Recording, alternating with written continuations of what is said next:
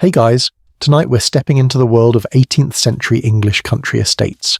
Those sprawling manors where the aristocracy lived lives of relative luxury, while an army of servants made it all possible. Picture yourself not as the lord or lady lounging in silk, but as one of those servants navigating the intricate clockwork of estate life. You'll spend 7 days moving through a world so rigidly structured that even which door you use reveals your social standing. And here's your reality check. You probably won't survive a full week without either collapsing from exhaustion or accidentally using the wrong spoon and causing a household scandal that follows you for years. So, before you get comfortable, take a moment to like the video and subscribe, but only if you genuinely enjoy what I do here. I'd love to hear where you're watching from too. Drop your location and local time in the comments. Now, dim the lights, maybe turn on a fan for that soft background hum, and let's ease into tonight's journey together. The bells start at 6 o'clock, just as the first grey light creeps through the gaps in your attic shutters. You're already half awake because honestly, you've been trained by months of this routine to anticipate the sound. The estate chapel bells aren't the cheerful Sunday morning chimes you might imagine. They're a command, a summons that tolerates no debate. You swing your legs off the thin straw mattress you share with another housemaid and immediately feel the October chill bite through your shift. The floorboards creak under your feet, and somewhere down the hall you hear the shuffle of 24 other servants beginning the same reluctant journey into Sunday morning. There's no rushing, though. Sundays demand a specific pace, not the frantic energy of wash day or the controlled chaos of preparing for guests, but something more measured. You pull on your stockings, the good ones without holes, and reach for your Sunday dress. It's still your servant's uniform, mind you, just the cleaner version. The fabric is coarse grey wool, but you've kept it pressed and relatively unstained because Sunday inspection by the housekeeper is thorough. You can already hear Mrs. Ashworth's voice in your head. The Lord may forgive slovenliness, Mary, but I certainly shall not. The other servants are emerging from their rooms now, a procession of yawning faces and hastily smoothed hair. You catch sight of Thomas, one of the footmen, trying to fix his neckerchief while navigating the narrow stairs. He's going to be late. He always is on Sundays. And you briefly wonder if gambling on Saturday night is really worth the misery of Sunday morning. Historians still argue whether servants genuinely embraced religious observance or merely performed piety to satisfy their employers. But at 6:15 on a cold morning, the distinction feels academic. You make your way down the back stairs, never the front ones of course, and join the stream of household staff flowing toward the chapel. The estate chapel isn't grand by church standards, but it's impressive enough with its stone walls and stained glass windows depicting various saints who look far too well rested to be relatable. The building is attached to the main house, which means the family only has to walk through a covered corridor while you've trudged outside through the morning dew. Here's where the social architecture of the 18th century really shines: the seating arrangement. You file into the rear pews, the ones with the hardest wood and no cushions whatsoever. The family will occupy the front pews naturally with their embroidered cushions and carved armrests. But between you and them sits a whole geography of status. The upper servants, the butler, housekeeper, lady's maid and the master's valet, get the middle pews. Then come the skilled servants like the cook and head gardener. Finally, there's you and the other lower servants, packed into the back like decorative afterthoughts.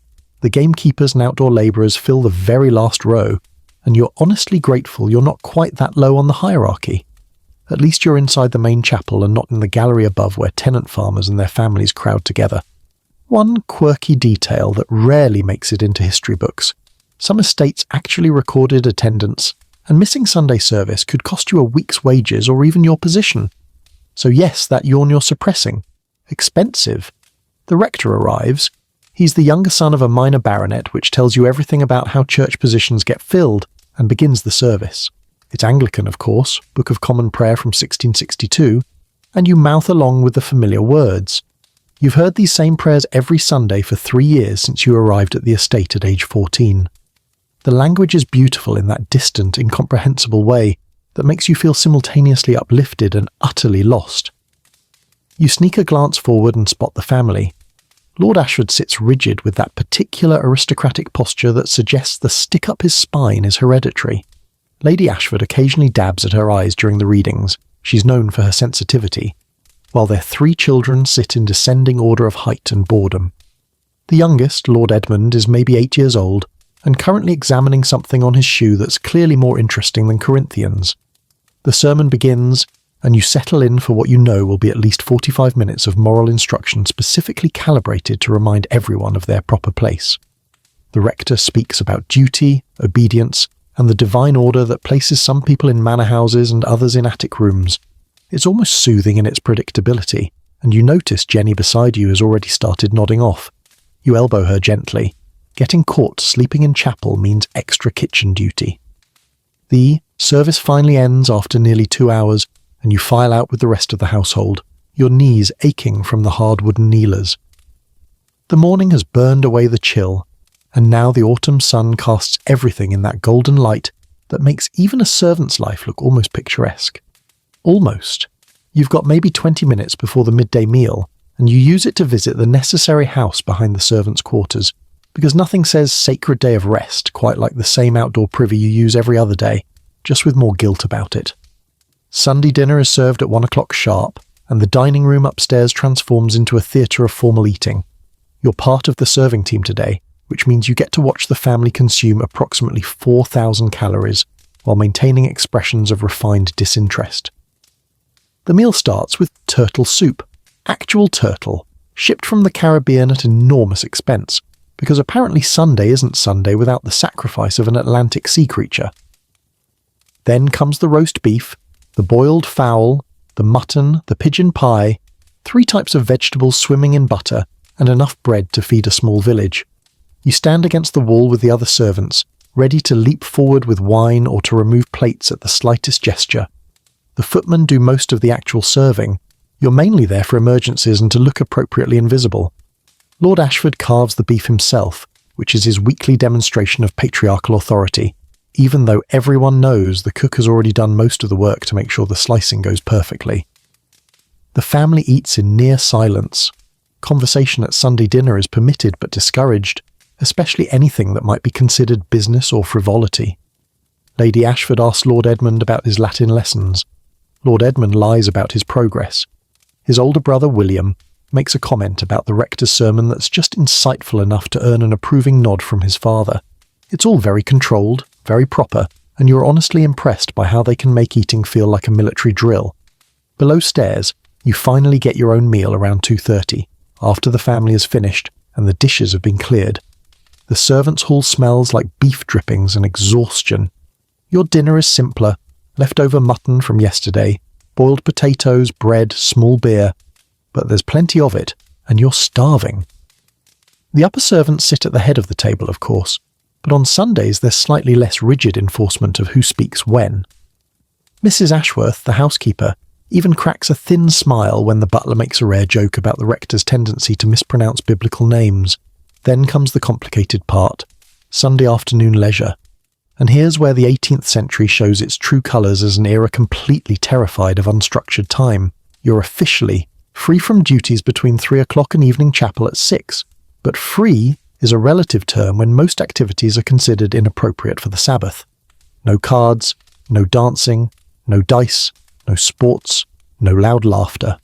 Basically, nothing fun is allowed because having fun might suggest you're not sufficiently contemplating your eternal soul. So what can you do? Read, if you're literate. You are, barely, thanks to a village dame school, but only religious texts. The estate has a small servants' library consisting of exactly 3 books: the Bible, Pilgrim's Progress, and a collection of sermons so boring they could be used as a sleep aid, which honestly might be their intended purpose. You've attempted Pilgrim's Progress twice, and both times woke up with the book on your face, and no memory of what Christian was doing in the Slough of Despond.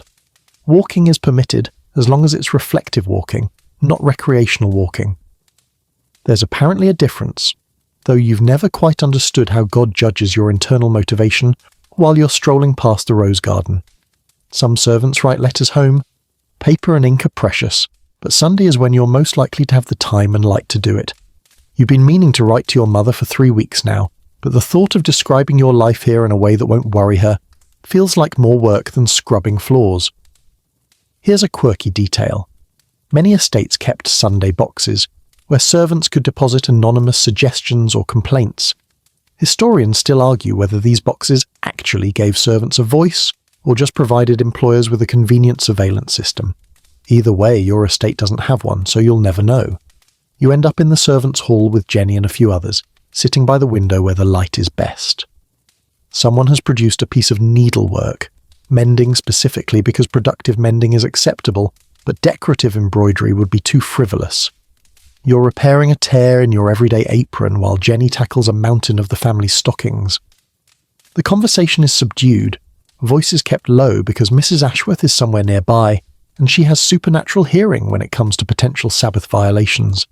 Thomas appears, still looking exhausted, and slumps into a chair. 3 hours until evening service, he mutters. It's like the day is designed to make you long for Monday. That's the point, Jenny whispers. Make Sunday so tedious that hard labour feels like relief.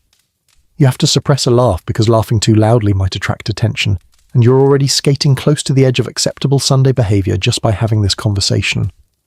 The afternoon stretches ahead, each minute feeling longer than usual, and you understand why some historians describe the 18th century as an era when time itself had different rules for different classes.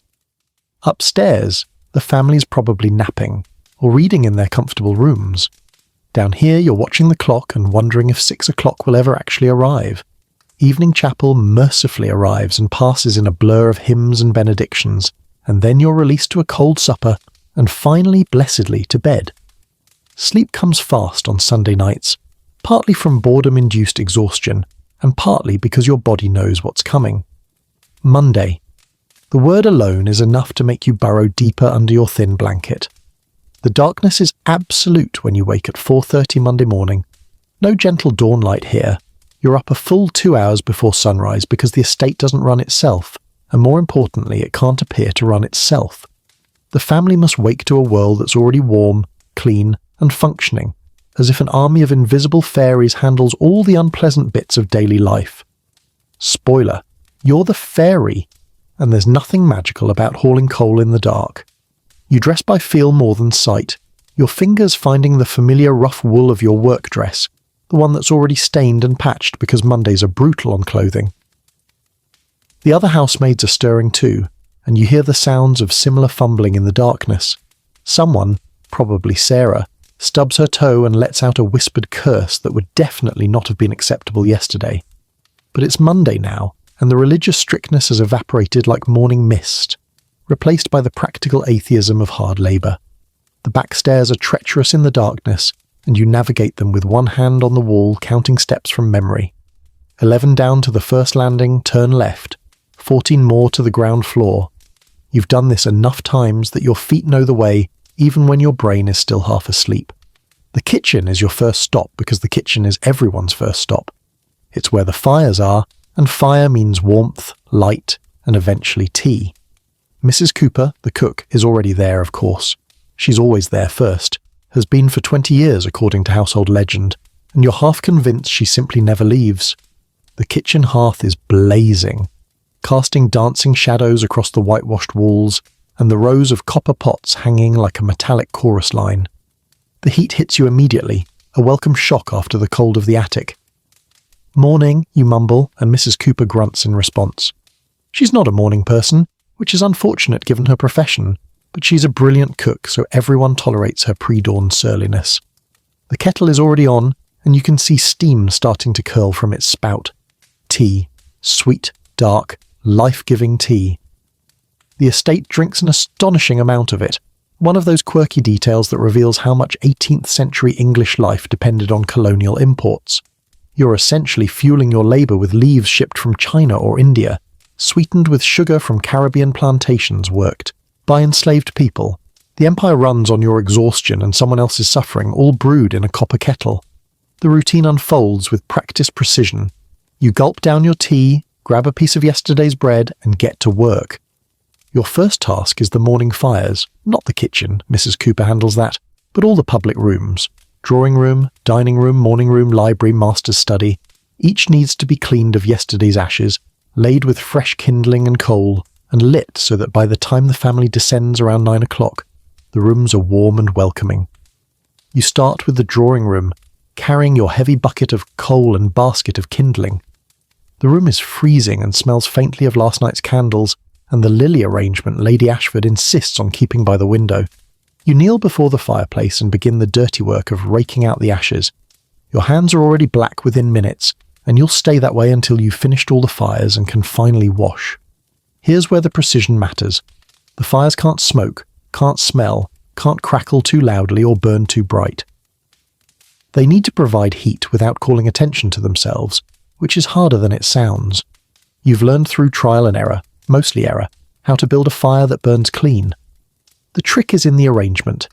Kindling in a careful pyramid, coal placed just so, and a willingness to blow on it until you're dizzy when it's being stubborn. As you work, the house begins its transformation. Other servants are moving through their own routines in a choreographed dance you've all memorized. You can hear footsteps above, the housemaids doing the bedchambers, though they'll wait to enter the family's rooms until after the family has risen. The footmen are in the dining room, setting up for breakfast even though it's hours away. The scullery maid is already elbow-deep in dishwater from last night's supper service, because washing dishes is apparently a task that spans multiple days in a household this size. Historians still argue whether the rigid division of labour in country estates represented efficiency or unnecessary complexity, but from where you're kneeling in coal dust, it feels like both.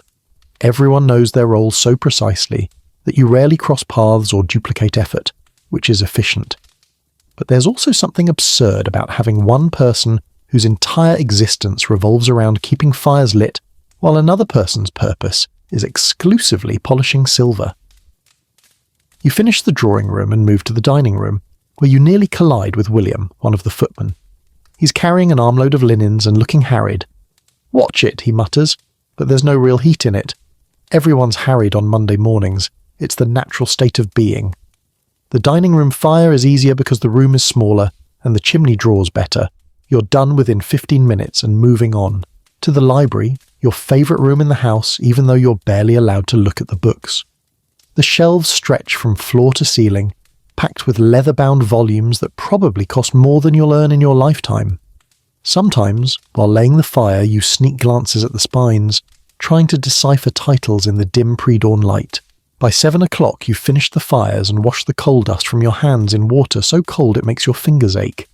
You've barely caught your breath when Mrs. Ashworth finds you in the corridor and delivers the news you've been dreading. "Washing detail today, Mary. Report to the laundry." The laundry. Those two words carry the weight of a death sentence, or at least what feels like one on a Monday morning when you're already exhausted.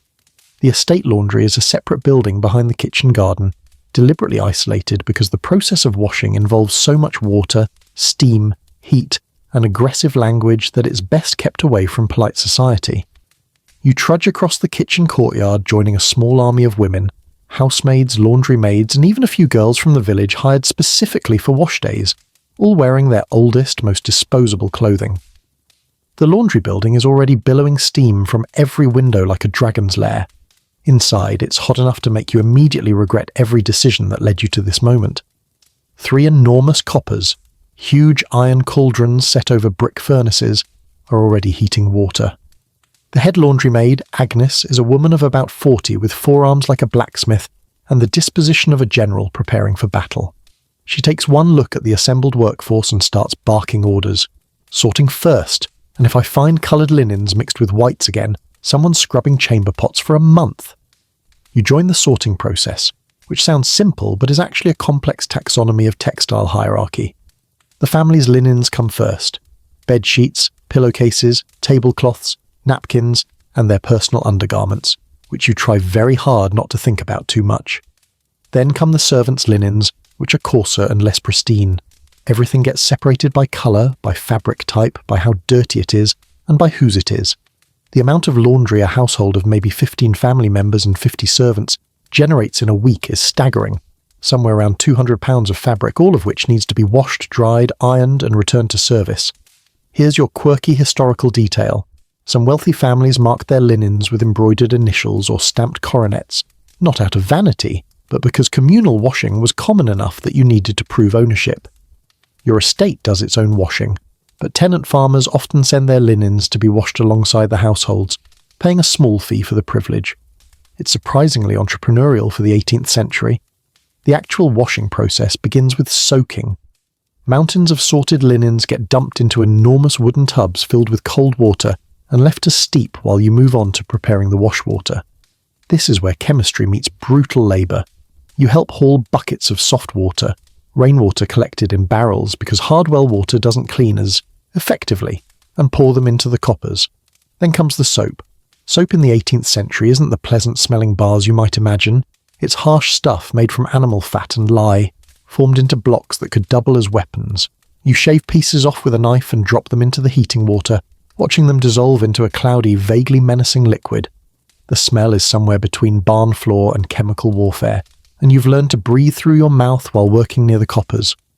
Once the water reaches a boil, which takes forever and requires constant feeding of the furnaces, the soaked linens get transferred to the coppers with long wooden poles.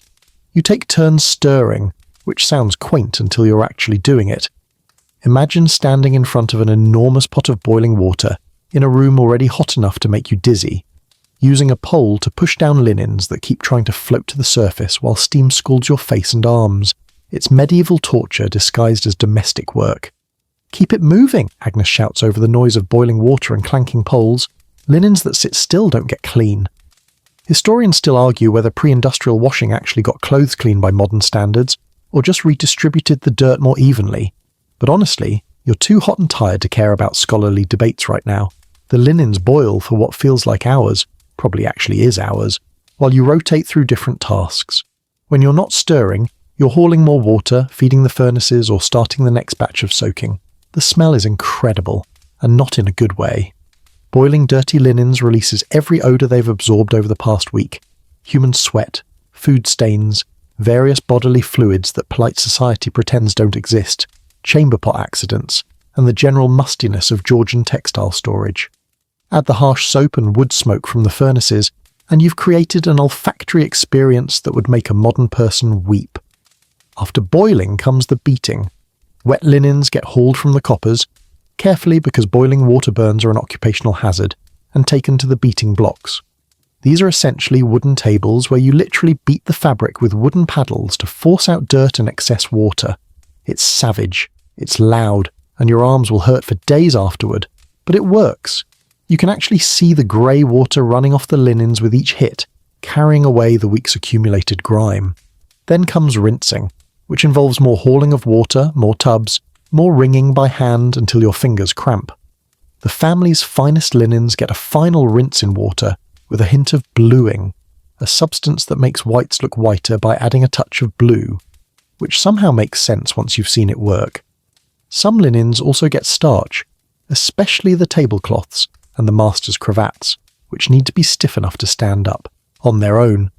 By noon, you're soaked through with sweat and wash water, your hair is plastered to your head, your hands are raw, and you're only about halfway done. The morning's washing is spread across the drying grounds, a large area of grass behind the laundry where sheets and clothes hang on lines or spread on hedges to bleach in the sun. Weather permitting, of course. If it rains, everything has to come inside to the drying room, where it will take twice as long to dry and smell vaguely of mildew forever. You break for a quick meal, bread, cheese and weak ale consumed while standing because sitting down might mean never getting up again, and then it's back to work. The afternoon washing continues in a blur of wringing, hanging and more wringing until finally, mercifully, around 7 o'clock, Agnes dismisses you with a grunt that might be approval or might be disgust. With Agnes, it's hard to tell. You stumble back to the main house, eat whatever Mrs. Cooper has left out for the stragglers, and collapse into bed still smelling like lye soap and regret. Monday has defeated you, as it always does. Tuesday morning feels almost gentle by comparison, which tells you how low your standards have become. You're up at 5 again, the estate doesn't believe in sleeping in, but today you're assigned to the kitchen garden, which means outdoor work in the October air instead of indoor suffocation. You'll take it. After pulling on your work dress and a heavy apron, you grab a basket and head out into the grey dawn. The kitchen garden sits behind the main house, separated from the ornamental gardens by a high brick wall because heaven forbid the aristocracy accidentally glimpse vegetables. It's about 2 acres of organised chaos, neat rows of cabbages, beans climbing wooden frames, herb beds arranged in geometric patterns, and fruit trees espaliered against the south-facing walls. The head gardener, Mr. Harding, runs this kingdom with an iron trowel and an encyclopedic knowledge of soil composition, that he'll share whether you want him to or not. He's already there when you arrive, examining a row of turnips with the intensity of a general inspecting troops. You're late, he says, even though you're not. Mr. Harding operates on a time zone where everyone is perpetually late. Good morning to you too, Mr. Harding, you reply, because you've learned that mild sarcasm is the only way to survive his management style. Don't sass. We've got the winter cabbage to bring in, the late beans need picking, and someone, probably those idiot undergardeners, has let the parsley bolt. He gestures dramatically at the herb beds as if the parsley has personally betrayed him. You start with the cabbages because they're what Mr. Harding is most anxious about. Frost is coming, you can feel it in the morning air, and cabbages need to be harvested before a hard freeze turns them to mush. You move down the rows, examining each head to determine if it's ready. The good ones are firm and heavy, the outer leaves still crisp. You cut them close to the base with a sharp knife, trimming off the worst of the outer leaves and stacking them in your basket. Here's your mainstream historical fact. Kitchen gardens in 18th century estates were absolutely vital to the household's survival, not just supplementary. A well-run garden could produce most of the vegetables, herbs and fruit needed to feed 50 to 100 people year-round, dramatically reducing the household's expenses. Mr. Harding isn't just being fussy. His work directly impacts the estate's bottom line. The work is actually pleasant in its way. The morning sun is starting to burn through the mist, casting long shadows across the garden beds. Your breath makes clouds in the cold air, and your fingers quickly go numb from handling the damp vegetables. But there's something satisfying about the accumulating weight in your basket. Plus, you're outside, breathing fresh air instead of coal dust or laundry steam, which feels like luxury after yesterday. Mind the slugs, Mr. Harding calls from somewhere in the bean rows. I won't have them transported to the kitchen. You check each cabbage more carefully, finding and flicking away several fat slugs that have been enjoying a breakfast they definitely earned through persistence. The basket fills quickly, cabbages are substantial, and you haul it to the garden shed where everything gets sorted and stored before being sent to the kitchen. Next come the beans, the late-season variety that Mr. Harding swears by even though everyone else thinks he's pushing his luck with the weather. You work your way along the wooden frames, picking the pods that are swollen and ready, leaving the smaller ones for later in the week. It's tedious work that leaves your back aching from bending, but there's a meditative quality to it. Pick, drop in basket, move 6 inches, repeat. Here's your quirky detail. Many Georgian gardeners believed in talking to their plants, and some estates kept logs of which plants responded best to which topics of conversation. Mr. Harding has never confirmed or denied whether he engages in this practice, but you've definitely caught him having what sounds like one-sided conversations with the asparagus beds. Historians still argue whether this reflected genuine belief in plant sentience, or was just lonely men finding companionship where they could. Sarah joins you in the bean rows, looking relieved to be out of the house. Swapped with Emma, she explains. She's doing the chamber pots. I'd rather freeze out here than deal with Lord Edmund's aim. You laugh, which startles a blackbird from a nearby apple tree. The garden is full of birds this time of year, gorging themselves on fallen fruit and any seeds they can find before winter really sets in. Mr. Harding wages a constant war against them with netting and scare devices, but the birds are winning. They always win. By mid-morning, you've moved on to the herb beds. This is actually your favourite task because the herbs smell incredible. Rosemary, thyme, sage, and the last struggling stems of basil, trying to survive despite the dropping temperatures. You harvest with scissors, cutting carefully because Mr. Harding has strong opinions about proper harvesting technique. Cut above a leaf node. Are you trying to kill the plant? The gathered herbs go into shallow baskets to be carried to the kitchen, where some will be used fresh and others hung to dry for winter. Mrs. Cooper is particular about her herbs. She can tell the difference between properly harvested thyme and thyme that's been mangled by garden savages, which is apparently what you become if you cut in the wrong place. You finish in the garden around noon, your basket's full, and your fingers stained green from herb handling. Mr. Harding dismisses you with a reminder that tomorrow you'll be dealing with the pear trees, which sounds ominous, but you're too hungry to care. You carry your final basket to the kitchen, where Mrs. Cooper inspects your work with narrowed eyes before giving a curt nod.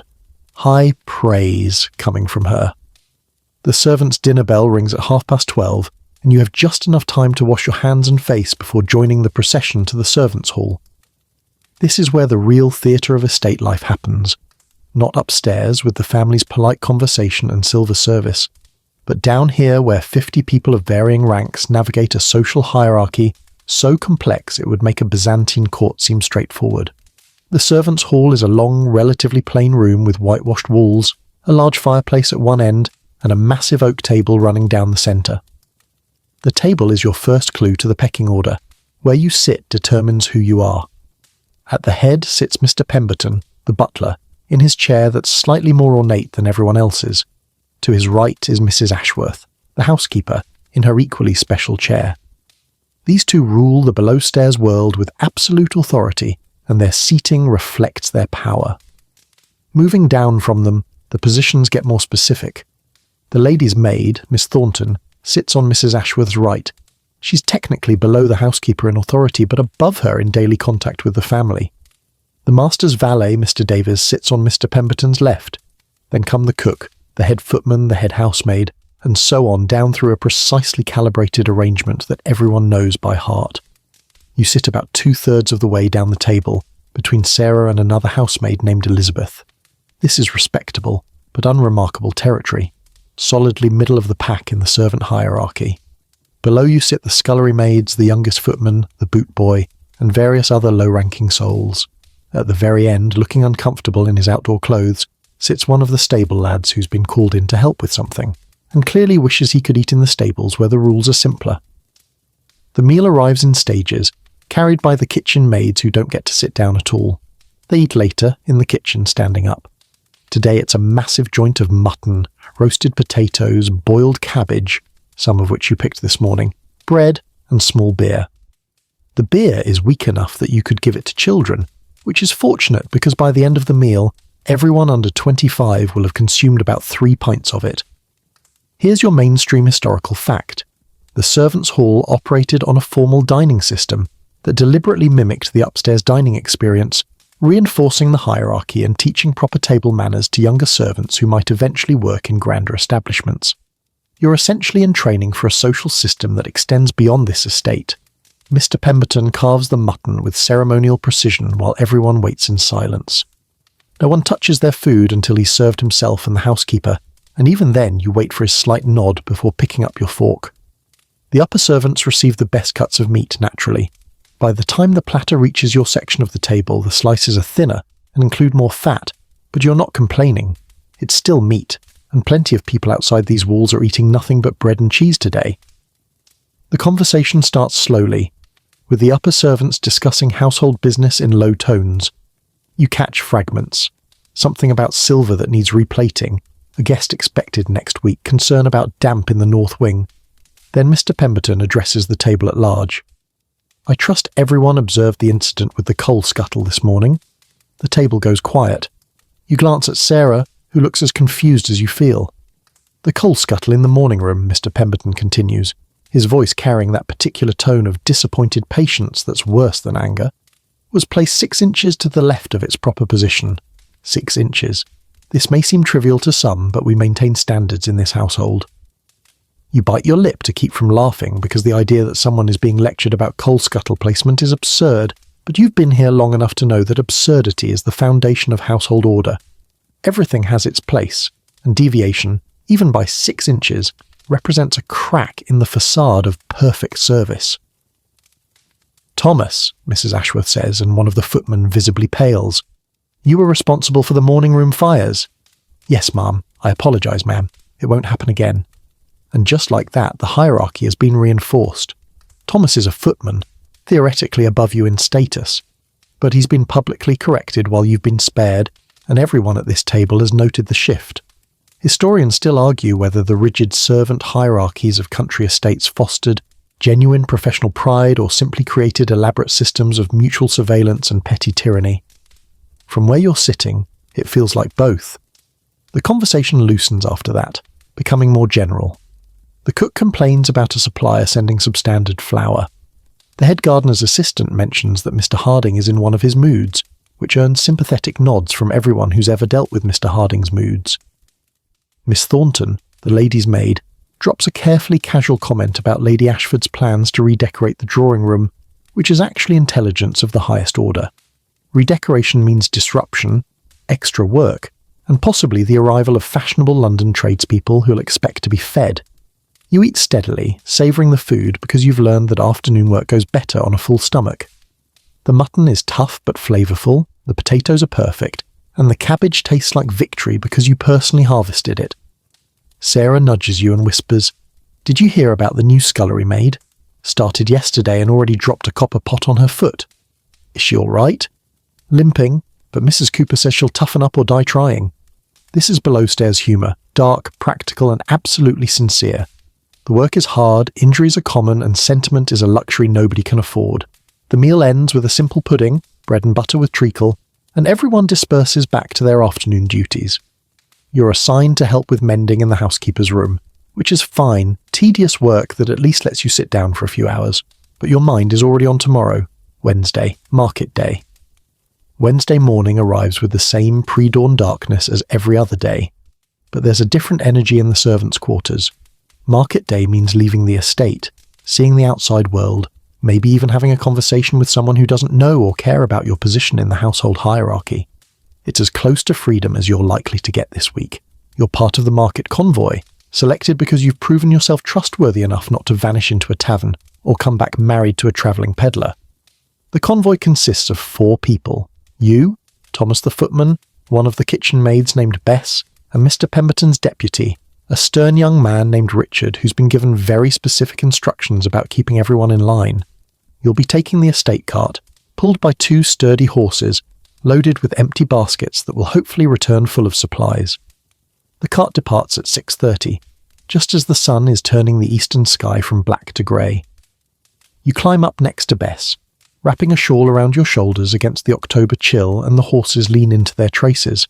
The estate gates swing open, and suddenly you're outside on the public road, with 3 miles of relative freedom ahead of you. The road to Market Town is rutted and muddy from recent rain, and the cart lurches along at a pace that's probably giving the horses ideas above their station. The countryside spreads out around you, fields being prepared for winter, hedgerows thick with red berries, the occasional farmhouse sending up smoke from breakfast fires. It's beautiful in that understated English way that never quite makes it into paintings, because it's too ordinary to seem worth capturing. "Think Mrs. Cooper will remember she wanted the Spanish onions this time?" Bess asks, clutching the shopping list that's approximately 3 pages long and written in the cook's aggressive handwriting. "She remembered last week," you point out, "only after we'd already bought regular onions and had to go back." "Well, she can't expect us to read her mind when her handwriting looks like a spider dyed in ink." Thomas laughs from his position at the back of the cart. Richard shoots you all a disapproving look, but even he seems slightly less rigid out here on the road. There's something about leaving the estate that makes everyone human again, at least temporarily. Here's your mainstream historical fact. Market days were crucial social events for servants, providing not just shopping opportunities but news, gossip, and social connections that the isolated world of country estates couldn't offer. You're not just going for onions, you're going for information about the wider world. The market town appears gradually, first as church spire on the horizon, then as clusters of buildings, and finally as actual streets with actual shops and actual people who have no idea who Lord Ashford is. The market square is already bustling when you arrive around 8 o'clock, with vendors setting up stalls, farmers bringing in produce, and what looks like half the county milling around in various states of commercial intent. Richard finds a place to leave the cart and the horses, and then delivers his instructions. "We meet back here at 2 o'clock. Not 2:05, not 2:30, but 2 o'clock precisely. Anyone who's late walks home." He hands out money from the household purse, carefully counted and logged because apparently accounting standards don't take a day off. "Stick to the list. No impulse purchases, no gambling, no drinking, and for God's sake, no fights." "That was one time," Thomas mutters. "Once is enough when you break someone's nose over a disputed chicken price." You split up to tackle different sections of the list. Your assignment is the dry goods. Flour, sugar, tea, salt, and various spices that Mrs. Cooper insists are essential for her cooking, but that you suspect are mainly for show. The tea alone costs more than you'll earn this month. Tiny leaves compressed into bricks that get locked in the housekeeper's cupboard like they're made of gold, which, functionally, they are. The dry goods merchant is a round man named Mr. Fletcher, who's been supplying the estate for years, and therefore treats you with the casual disdain of someone who knows you're not the one actually paying. You work through the list methodically, watching him weigh and wrap each item, checking the quality because Mrs. Cooper will definitely check when you get back and will definitely blame you if anything is substandard. Spanish onions, Mr. Fletcher asks, squinting at the list, if you have them, cost you extra. Everything costs extra, Mr. Fletcher. That's practically your motto. He chuckles and produces a basket of onions that do look distinctly more Spanish than regular onions.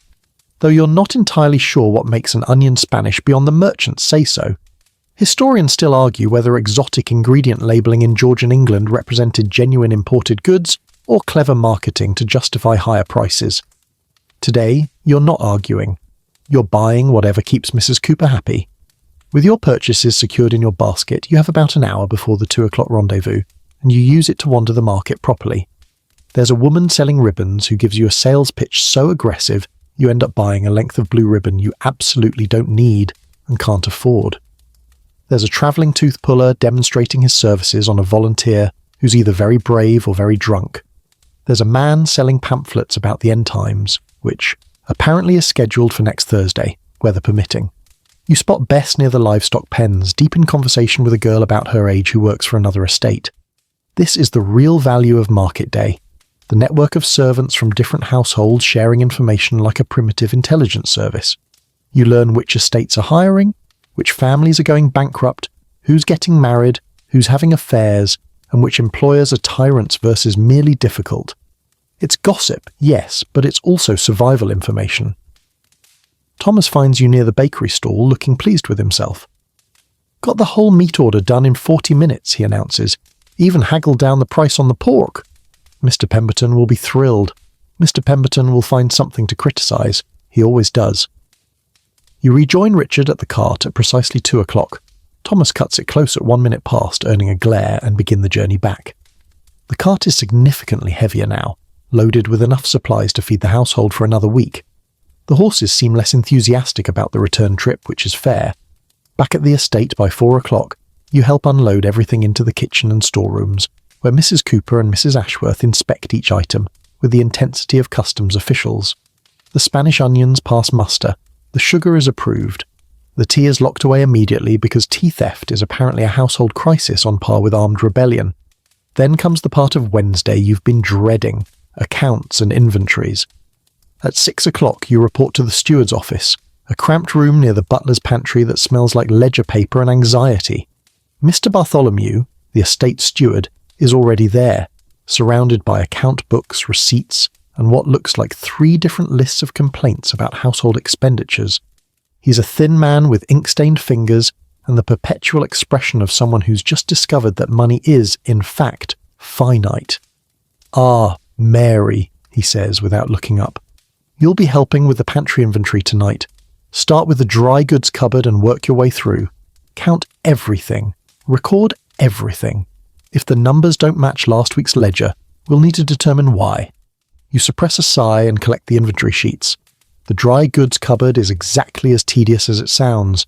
Shelves packed with sacks, boxes, tins and jars, all of which need to be counted and compared against records from the previous week. 20 pounds of flour last week, 18 pounds this week, which means 2 pounds were used. Mark it down. Move to the sugar. 3 pounds last week, 2.5 this week. Mark it down. Try not to contemplate the meaninglessness of existence while counting dried peas. Here's your quirky historical detail. Some estates employed professional checkers, servants whose entire job was verifying that other servants weren't, stealing food. The paranoia about household theft was so intense that elaborate systems of locks, counts, and counter-counts were normal. Your estate doesn't have a dedicated checker, but Mr. Bartholomew fills that role with disturbing enthusiasm. Mrs. Ashworth joins you halfway through, bringing the wine cellar book and looking grim. "We're down 3 bottles of the 98 claret," she announces. "Either someone's helping themselves or we have unusually thirsty mice." Mr. Bartholomew's face does something complicated. 3 bottles? Are you certain? I counted twice. 3 bottles gone and no record of them being served at table. You keep your head down and continue counting lentils because you absolutely do not want to be involved in this conversation. Wine theft is a serious accusation, serious enough to get someone dismissed without a character reference, which essentially means unemployment forever. The accounting continues for hours, Every candle used must be recorded. Candles are expensive and the household goes through hundreds per week. Every piece of coal burned, every egg consumed, every bar of soap used in the laundry. It's obsessive, but it's also necessary because an estate this size hemorrhages money, and without careful tracking, it hemorrhages even faster. Historians still argue whether the elaborate accounting systems of Georgian estates represented genuine financial necessity or merely gave the middle management class something to feel important about. Sitting here at 9 o'clock at night, recording the fact that someone used an extra pound of butter this week, you lean toward the latter theory. The meat expenditure is up, Mr. Bartholomew observes, flipping through the market receipts, up by nearly 10 shillings from last month's average. Beef prices are higher, you offer, because you were there when Thomas bought the beef and heard the butcher's explanation about drought affecting cattle. Yes. Still. He makes a note that looks ominous, probably a reminder to lecture everyone about economy at the next household meeting. The wine cellar mystery remains unsolved by the time you're dismissed at 10 o'clock, your fingers cramped from writing numbers, and your brain fuzzy from trying to remember whether you recorded the pearl barley or just thought about recording it. You stumble up to your attic room, fall onto your mattress, and immediately into dreamless sleep when nobody makes you count anything. Thursday morning announces itself at 5 o'clock with unusual chaos.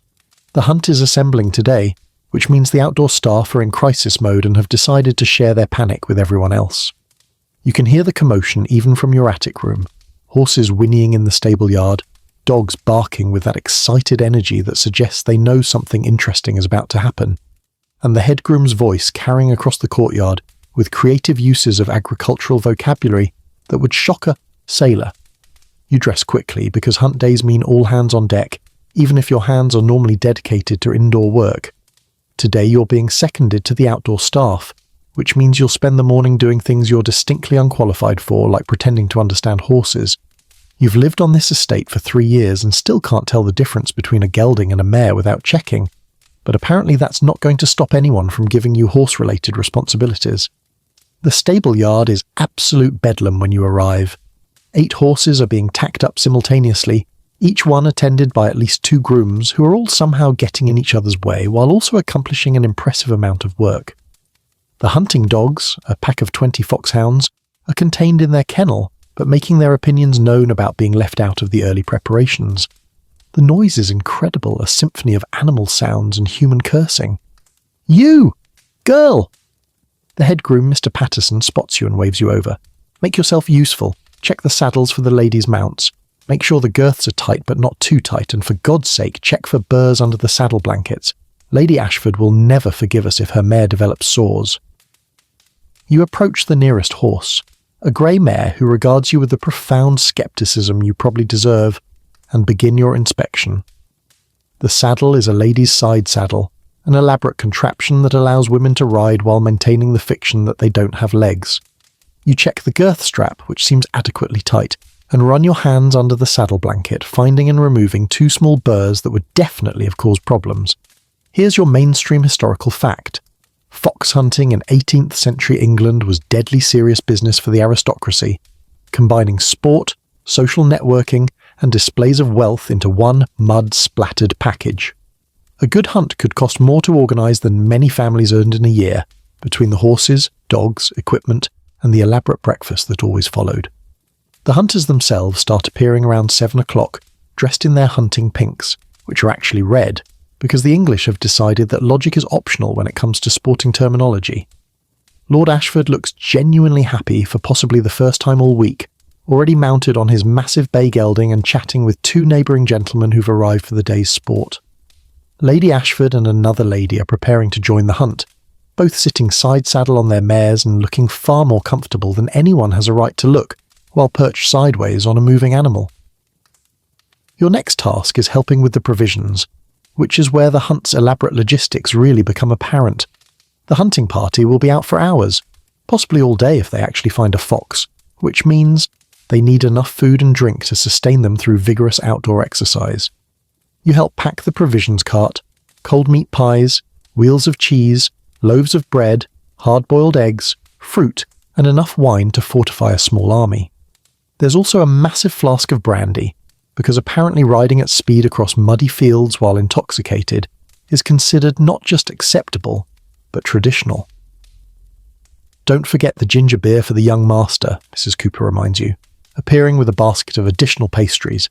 He gets queasy on horseback and Lord Ashford insists he participate anyway. You locate the ginger beer and add it to the cart, feeling a moment of sympathy for Lord Edmund, who's currently being hoisted onto a pony by a groom while looking like he's being sentenced to execution. The kid is 8 years old and clearly would rather be anywhere else, but aristocratic children don't get to opt out of character-building exercises.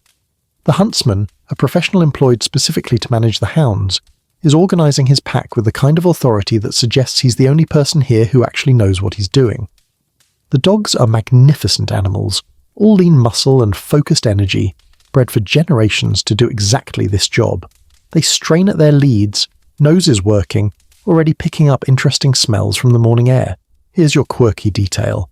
Some hunt enthusiasts insisted their dogs should be fed specific diets before hunting, including raw meat and even small amounts of gunpowder, which was supposed to make them more aggressive.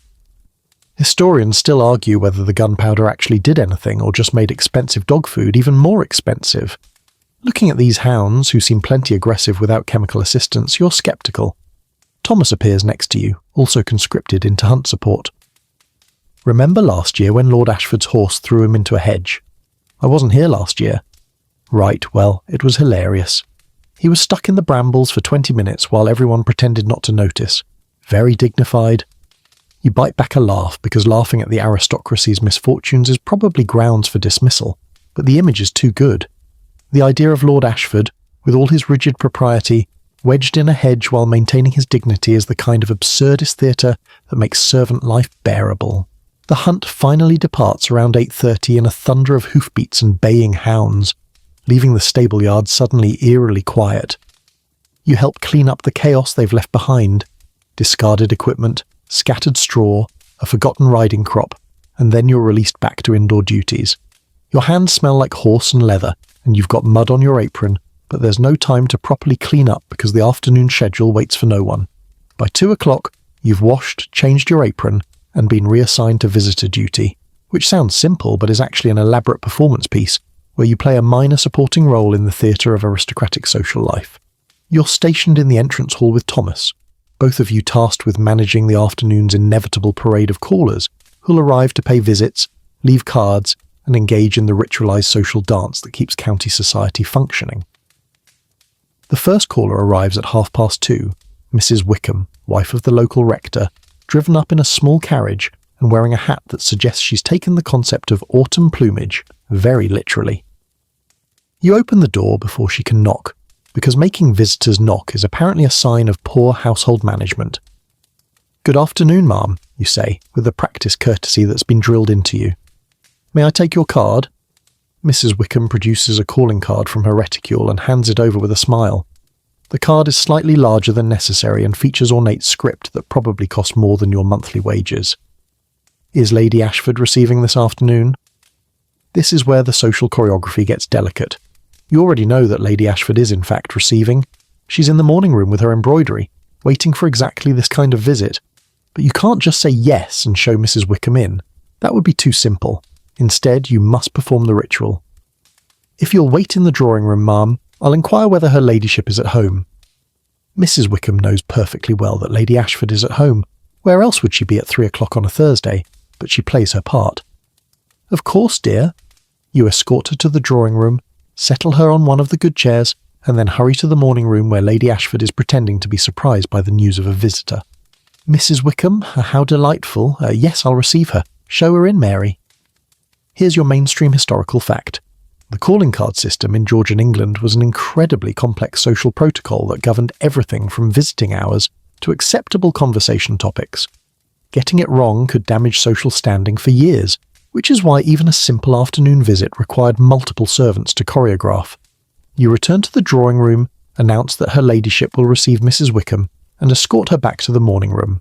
The two women greet each other with the kind of enthusiasm that suggests they haven't seen each other in years rather than 3 days ago at church. You withdraw, closing the door behind you, and return to your position in the entrance hall. "How long do you think?" Thomas asks quietly. "Mrs. Wickham? 20 minutes minimum. She likes to talk. Bet you a shilling it's 30. You're on." The afternoon unfolds in waves of visitors. Miss Hartley arrives with her mother, both wearing expressions of determined sociability that suggest they're calling more from obligation than desire. The Honourable Mr. Pierce stops by to leave his card but not actually visit, which is a subtle social signal that you're not entirely sure you understand, but which seems important to everyone else. Two ladies you don't recognise arrive together, are received, stay for exactly 15 minutes of tea, and depart with mechanical precision. You spend the afternoon opening doors, taking cards, announcing visitors, and occasionally carrying messages between rooms. It's surprisingly exhausting work that requires constant attention. You need to remember names, recognise faces, know who's important enough to be shown in immediately versus who should be made to wait a few minutes to establish hierarchy, and navigate the complex rules about who can visit whom at what times. Here's your quirky detail. Some households employed servants specifically trained to read social cues from how visitors arrived, the quality of their carriage, their dress, their servants, and adjust reception accordingly. You don't have that training, but you've learned through observation that the speed with which you open the door can communicate volumes about a visitor's status. Mrs. Wickham finally departs after 28 minutes, which means Thomas wins your bet by 2 minutes. You help her into her carriage, she thanks you with a vague smile that suggests she's already forgotten your existence, and the carriage rattles away down the drive. Between visitors, you handle correspondence. The afternoon post has arrived, delivered by a mail coach from London, and there's a stack of letters that need to be sorted and distributed. The family's letters go on a silver salver that you'll present to Lord Ashford in his study. The household business letters go to Mr. Bartholomew. Personal letters for servants go to Mrs. Ashworth for distribution, because privacy is apparently optional when you work in service. You carry Lord Ashford's correspondence to his study, knock gently and enter when he calls. He's at his desk, papers spread before him, looking every bit the estate manager reviewing important business. You present the salver, he takes the letters without really looking at you, and you withdraw. It's a 30-second interaction that perfectly encapsulates your role, necessary but invisible. Historians still argue whether servants resented their invisibility, or found it liberating to move through aristocratic spaces without being truly seen. From your perspective, it's both. Sometimes it's restful to be ignored, other times it's exhausting to be treated like animated furniture. The visitors finally cease arriving around 5 o'clock, and you're released to help with supper preparations. The evening passes in a blur of serving, clearing and cleaning, and before you know it, you're back in your attic bed, already dreading tomorrow, because tomorrow is Friday, baking day. You wake Friday morning to the smell of yeast already working somewhere below, which tells you that Mrs. Cooper has been up since at least 4 o'clock, starting the dough that will feed the household for the next week. You dress quickly.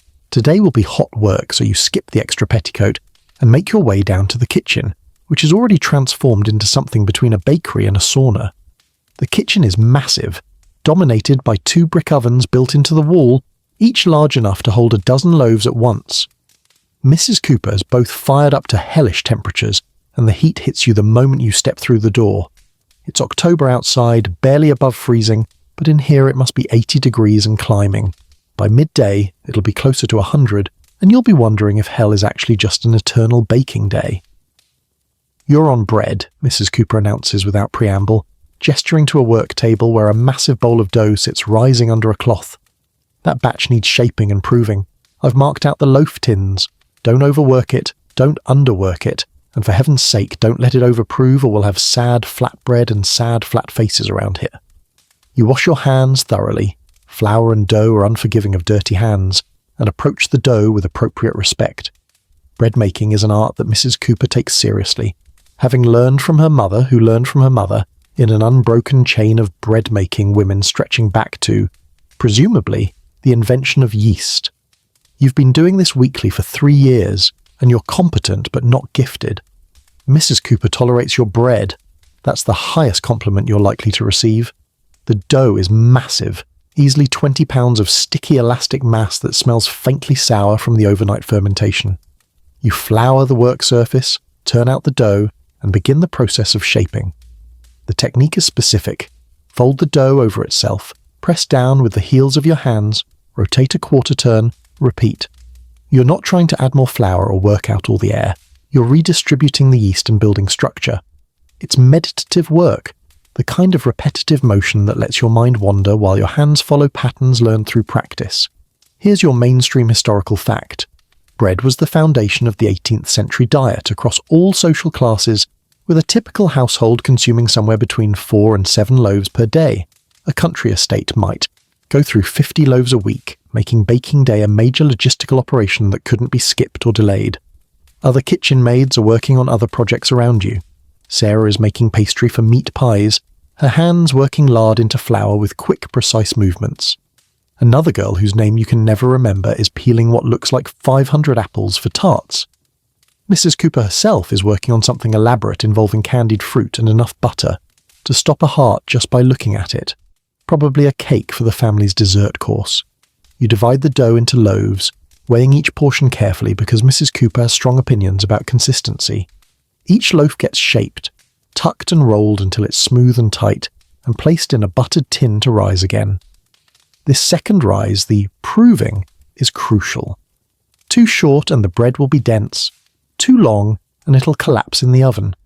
You're aiming for that perfect moment when the dough has doubled in size and springs back slowly when you poke it. While the bread proves, you move on to helping Sarah with the pies. Meat pies are a staple of estate cuisine. Filling, portable, and able to use up leftover meat from earlier in the week. Today's filling is beef and onions in a thick gravy, already cooked and cooled so it won't make the pastry soggy. Your job is rolling out pastry and lining pie tins while Sarah handles the more delicate task of creating the decorative tops. The heat from the ovens is intense now, radiating across the kitchen in waves that make your face flush and your hair stick to your neck. You can feel sweat trickling down your back, and you're only an hour into a day that will last until evening. Welcome to Georgian baking, all the joy of bread with none of the air conditioning. Here's your quirky detail. Some Georgian bakers believe that bread baked during a thunderstorm would never rise properly, and some refuse to work on days with electrical weather. Historians still argue whether this reflected genuine observation about atmospheric pressure affecting yeast, or was just superstition providing a convenient excuse for days off. The first batch of bread is ready for the oven around 8 o'clock. Mrs. Cooper inspects each loaf personally, making minor adjustments to their arrangement on the baking sheets before sliding them into the oven with a long wooden peel. The oven door closes with a clang, sealing your work into the inferno, and now you wait. Bread takes about 40 minutes to bake, during which time you'll be starting the next batch, rolling more pastry, and possibly contemplating a career change to something less sweaty. The first batch emerges from the oven golden and perfect, filling the kitchen with that incomparable smell of fresh bread that almost makes the heat and exhaustion worthwhile. Mrs. Cooper taps each loaf on the bottom, listening for the hollow sound that indicates proper baking, and nods her approval. You've produced acceptable bread. You might survive another week. The day continues in waves of heat and dough. More bread, meat pies, fruit tarts, sweet buns, seed cake, something called a syllabub that involves more cream and wine than seems structurally sound. By 2 o'clock, you've been working for 9 hours straight, and the kitchen looks like a battlefield where flour won. You're covered in it, in your hair, on your face, under your fingernails, probably in your lungs. But there's no time to rest because Friday afternoon brings a different kind of chaos. Weekend guest preparations. The estate is expecting visitors. 3 couples arriving this evening to spend Saturday and Sunday enjoying Lord Ashford's hospitality, hunting and probably drinking enough port to float a small ship, which means bedchambers need to be prepared, silver needs to be polished, and menus need to be reviewed for any potential disasters. You wash the flour off your hands and face, change into a cleaner apron, and report to Mrs. Ashworth for guest preparation duty. She's in full housekeeper mode, moving through the corridors with a checklist and an expression that suggests she's mentally preparing for war. The rose room for Sir Edward and Lady Thornbury, she announces, consulting her notes. The blue room for Mr. and Mrs. Ashford, the relatives from Kent, not to be confused with the Ashfords from Surrey who were here last month. The green room for Captain Morrison and his wife. All chambers need fresh linens, water pitchers filled, chamber pots cleaned, fires laid ready, and fresh flowers. You're assigned to the rose room, which is actually quite lovely when it's not covered in holland covers for the off-season. The furniture is good quality. A 4-poster bed with rose-patterned curtains, a dressing table, a wardrobe, 2 comfortable chairs by the fireplace. The room smells slightly musty from disuse, so your first task is opening the windows to air it out despite the October chill. Fresh linens come first. You strip the bed completely. The mattress will need airing too, and carry the old linens down to the laundry pile. Then it's back upstairs with armfuls of clean sheets, blankets and coverlets that smell like lavender from the linen press. Making a four-poster bed properly is an art form. Sheets tucked with hospital corners, blankets layered just so, pillows arranged to suggest effortless luxury rather than the hour of work they actually represent. Here's your mainstream historical fact. Guest chamber preparation in Georgian estates was taken so seriously that some households kept detailed books recording each guest's preferences for mattress firmness, number of blankets, and even preferred bath temperatures. The goal was to make guests feel so pampered they'd become regular visitors and spread positive gossip about the household standards. Next comes the cleaning. You dust every surface, the furniture, the windowsills, the picture frames, the decorative porcelain that serves no purpose except to give you more things to dust. You sweep the floor, check for cobwebs in the corners, and make sure the washstand has everything necessary. Fresh towels, soap, a clean basin, and ewer filled with water for washing. The chamber pot situation requires delicate handling. Each guest room has a decorative ceramic pot hidden in a specially designed bedside table with a door that closes to maintain the fiction that aristocrats don't have bodily functions. You clean it thoroughly with hot water and vinegar, thankfully it's already clean since no one's been using it, and make sure the table door closes properly. Nothing ruins a weekend visit quite like a stuck chamber pot door at 3 a.m. Sarah appears in the doorway carrying an enormous flower arrangement. Mrs. Ashworth says roses for the rose room, she announces, somehow managing not to roll her eyes at the obviousness. Because apparently theme coordination is crucial to guest satisfaction. Where did she even find roses in October? Hothouse. Mr. Harding is furious about it. Says the forcing schedule is ruined and his prize blooms are being wasted on people who won't appreciate them.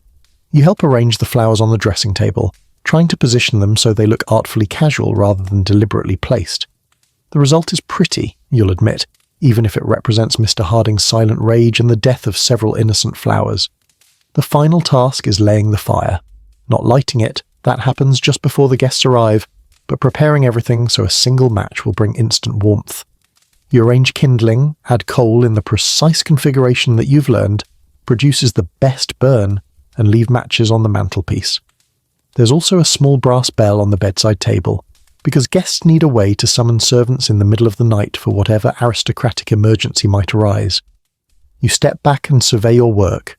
The rose room looks perfect, welcoming, luxurious, and completely free of any evidence of the labour required to make it so, which is exactly the point. Downstairs, other preparations are underway. Thomas and the other footmen are in the silver pantry, polishing everything that might appear on the dining table this weekend.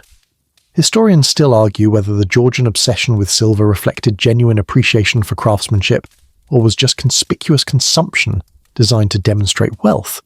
But from the servant's perspective, it mainly means endless polishing.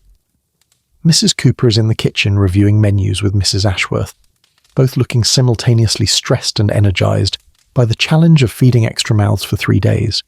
You catch fragments of their conversation as you pass. The venison for Saturday dinner, 3 choices of dessert, breakfast provisions for 12, cold collation for after the hunt. The guests arrive Friday evening in a flurry of carriages, luggage and entitled expectations. You're part of the reception team, carrying trunks, showing people to rooms, and generally making yourself useful while remaining invisible. By 10 o'clock, everyone is settled, fed and presumably asleep, which means you can finally collapse into your own bed for about 6 hours before Saturday's particular form of torture begins. Saturday morning means deep cleaning, the weekly ritual where the entire house gets scrubbed to standards that would make a surgical theatre look slovenly. You're up at 5 as always, but today you're armed with brushes, cloths, soap, and a determination to make every surface gleam even if it kills you, which it might. Mrs. Ashworth has divided the house into zones, each assigned to specific servants with military precision. You're on the ground floor public rooms, drawing room, library, morning room, and dining room, which sounds manageable until you remember that Georgian decorating philosophy apparently mandated that every possible surface be covered in something that requires individual cleaning attention.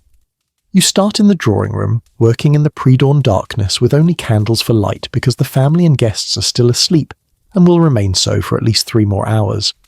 The first task is removing all the small decorative objects: porcelain figurines, silver boxes, crystal vases, decorative fans, miniature portraits, and approximately 7,000 other items that Lady Ashford considers essential for creating an atmosphere of refined elegance.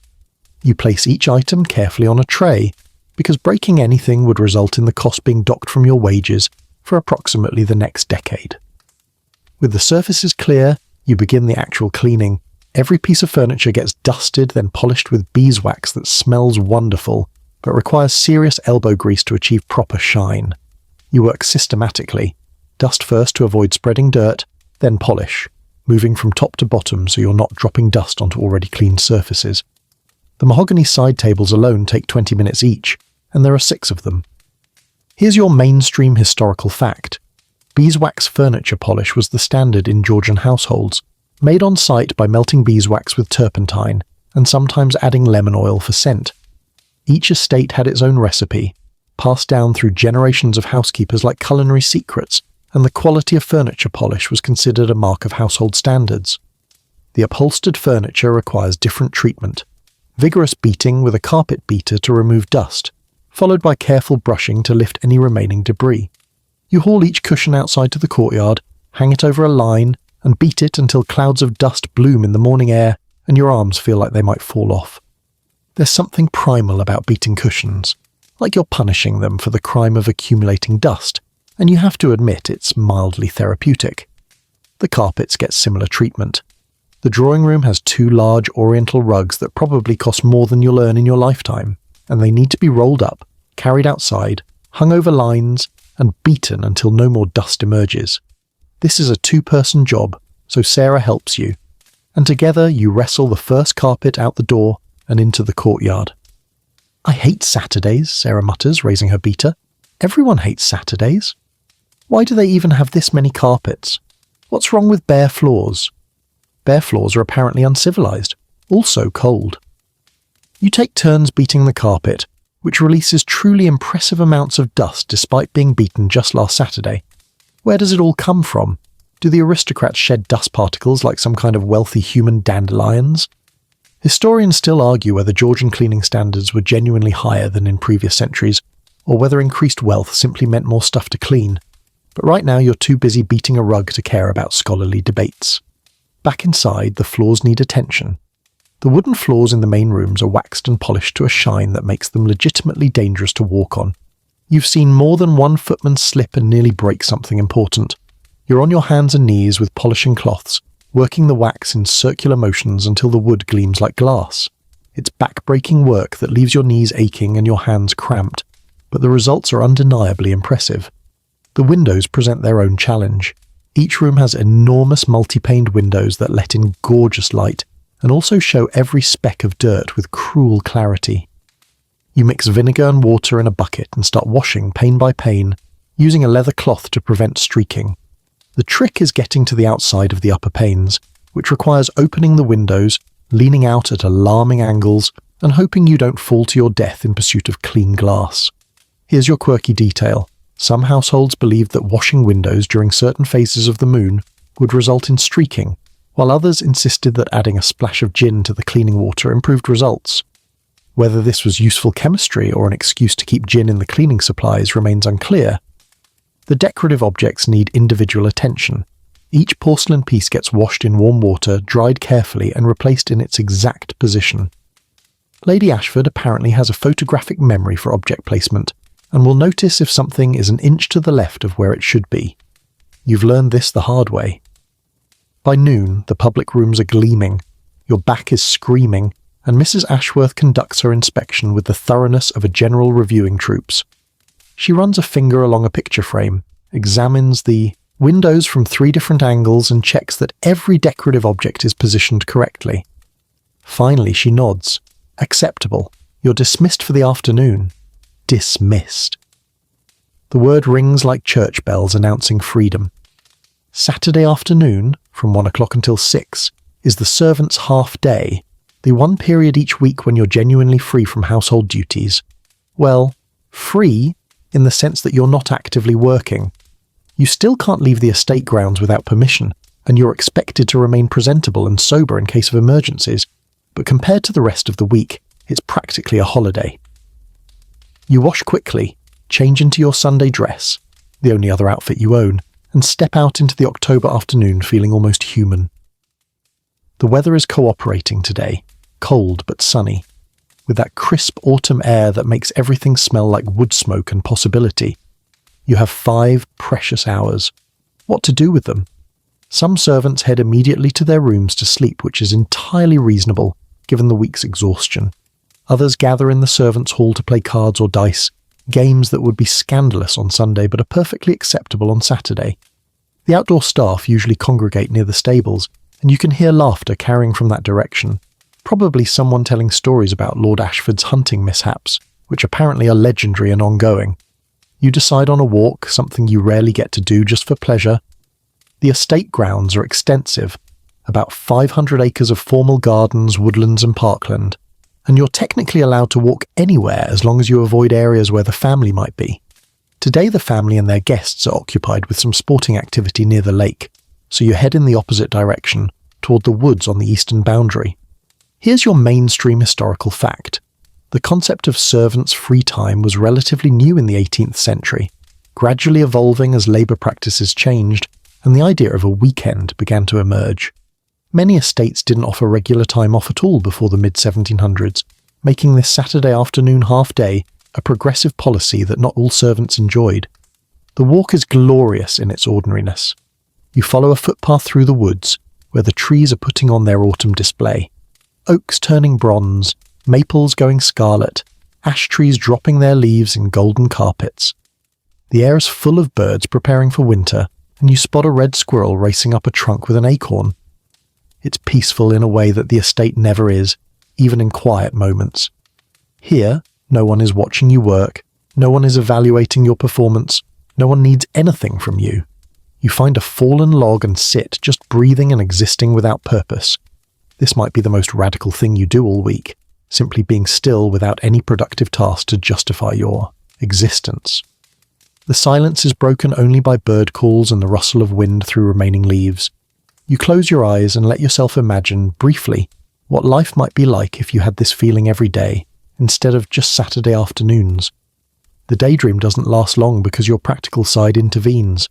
You're 17, in service, with no prospects beyond maybe advancing to a better position in a better household someday. This is your reality, and Saturday afternoons are your reward for accepting it. You could be worse off.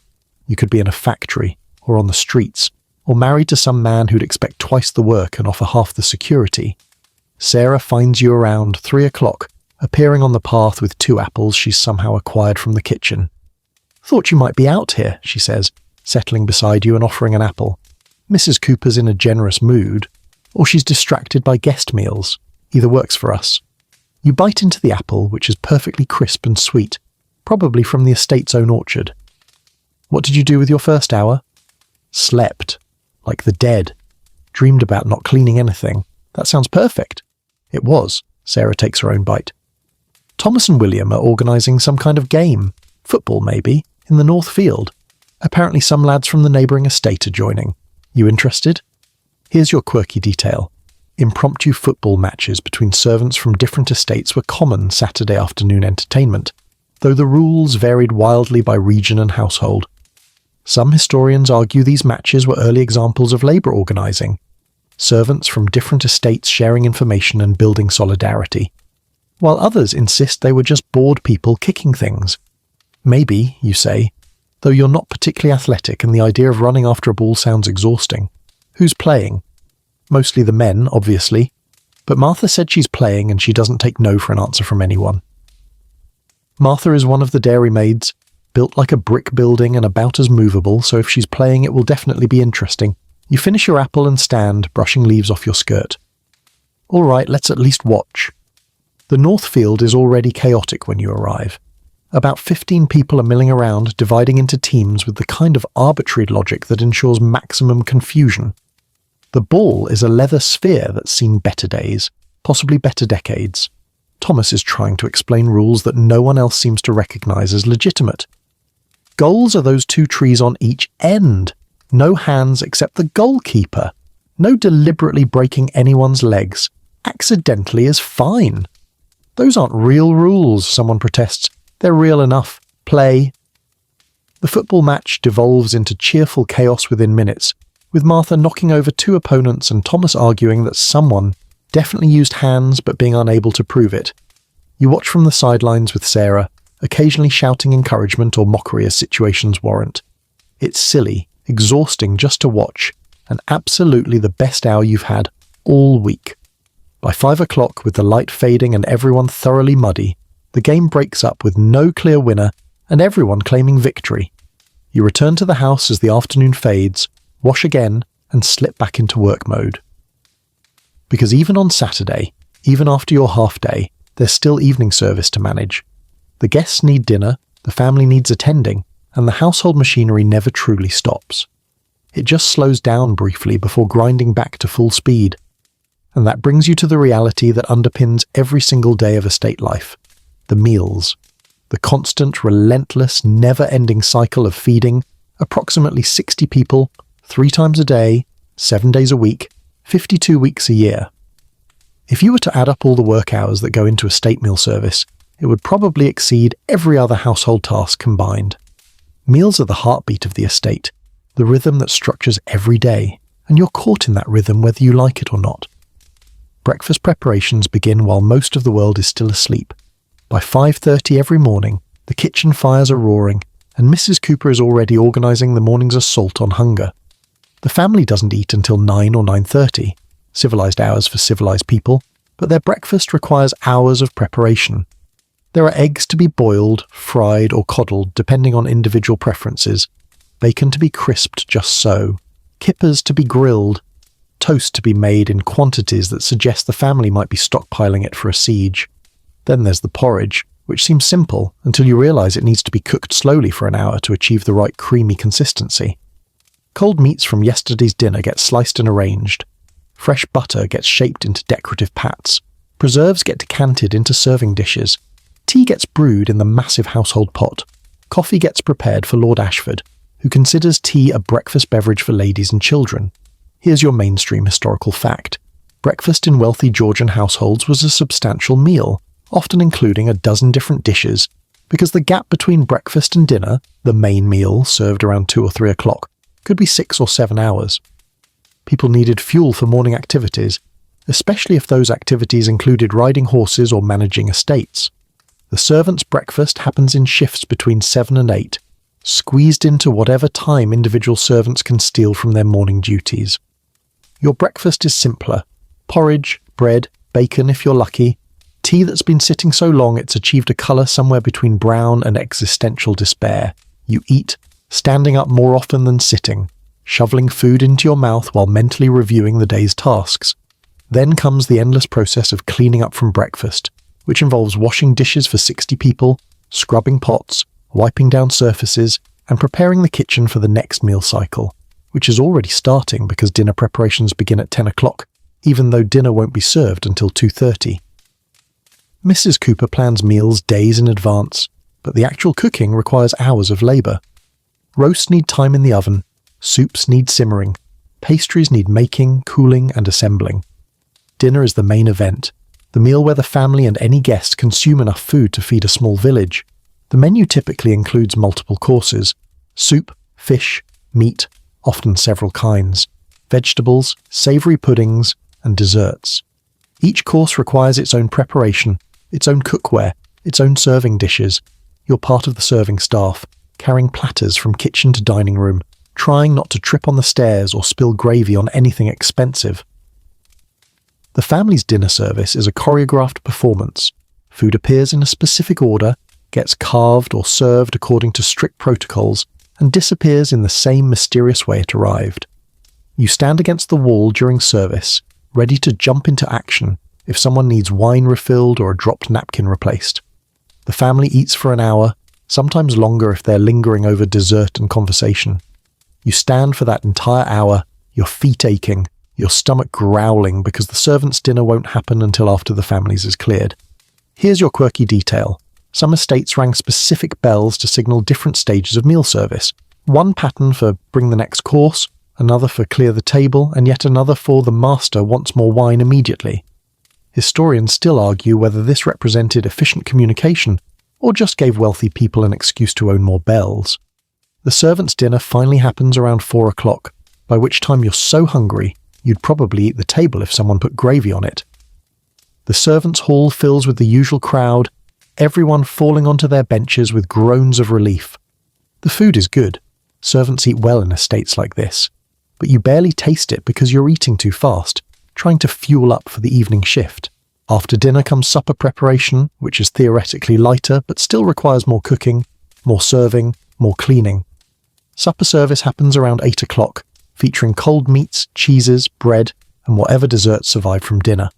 Then there's the clean-up, the endless washing and scrubbing and putting away, and finally, around 10 o'clock, you're released to collapse into bed and prepare to do it all again tomorrow. But amidst this daily meal cycle, there's another rhythm to estate life that most people never see: the steward's inspection. Once a week, typically on a rotating schedule that hits different days to keep everyone honest, Mr. Bartholomew conducts his rounds of the entire estate, checking every corner where money might be leaking away like water through a cracked bucket. Today, and you're not thrilled about this, you've been selected to accompany him as his assistant, which means you'll spend hours walking the estate boundaries, visiting tenant farms, and recording observations in the inspection ledger. You meet Mr. Bartholomew at 7 o'clock Monday morning, because apparently this week's inspection happens on Mondays just to make an already miserable day worse, and he's already armed with his leather-bound ledger, a measuring stick, and the expression of a man who expects to find problems and will be disappointed if he doesn't. "We'll start with the northern fences," he announces, setting off at a brisk pace that suggests he's forgotten that not everyone shares his enthusiasm for agricultural infrastructure. 3 tenant reports of sheep escaping last week. Either the fences are failing or the sheep are becoming dangerously intelligent. You follow him across the estate, past the formal gardens and into the working farmland that generates the actual income supporting all this aristocratic lifestyle. The northern boundary runs for about a mile, marked by a combination of hedgerows and wooden post and rail fencing that's supposed to keep livestock in and poachers out. Mr. Bartholomew examines every post, testing for rot, checking the tightness of rails and occasionally stopping to make notes in his ledger. "This post here," he says, shaking one that moves more than it should, "needs replacing within the month. Note it down. Northern fence 200 yards from the oak marker, 1 post rotted at base. Priority repair." You write it down, trying to keep pace with his observations while also watching where you're walking, because the morning dew has made everything slippery and falling into mud while on official steward business would be embarrassing. Here's your mainstream historical fact. Estate stewards in the 18th century were crucial middle management figures who handled the day-to-day operations of large properties. They needed to understand agriculture, accounting, law, building maintenance, and human nature, making them some of the most educated and versatile employees in the household. A good steward could increase an estate's income by thousands of pounds annually through careful management. The fence inspection takes an hour, revealing 12 posts that need repair, 1 section of hedge that needs laying, and evidence that someone has been using the boundary path for unauthorised purposes. Judging by the boot prints and discarded bottle Mr. Bartholomew examines with forensic intensity. "Poachers or smugglers," he mutters. "Either way, I'll need to speak with the gamekeeper about increasing patrols." Next comes the tenant farm visits, which is where the steward's role shifts from agricultural inspector to diplomat, judge, and occasionally therapist. The estate has 7 tenant farms, each leased to families who pay rent partly in cash and partly in labour or produce. Mr. Bartholomew needs to verify that each farm is being properly maintained, that the rent is current, and that no one is engaging in agricultural practices that might damage the land's long-term productivity. The first farm belongs to William Carter, a man of about 50 who's been farming this land since before you were born.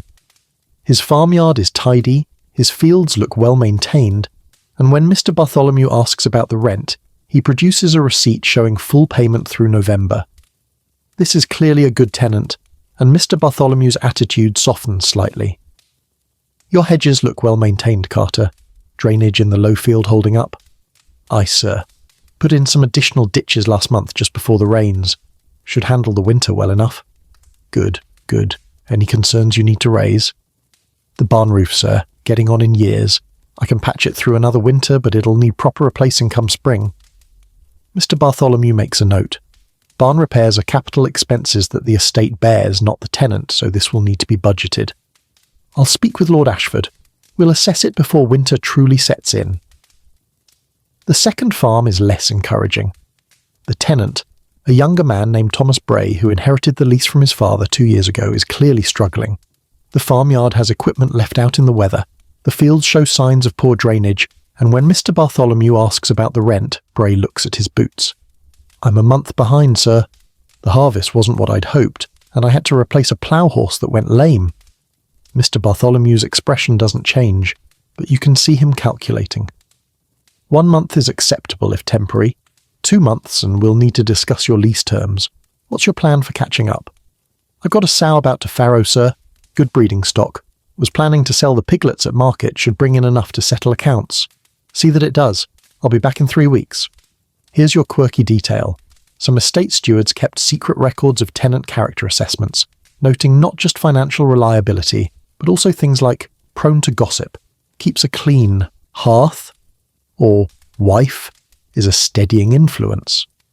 Historians still argue whether this represented responsible management or creepy surveillance, but the records exist in multiple estate archives.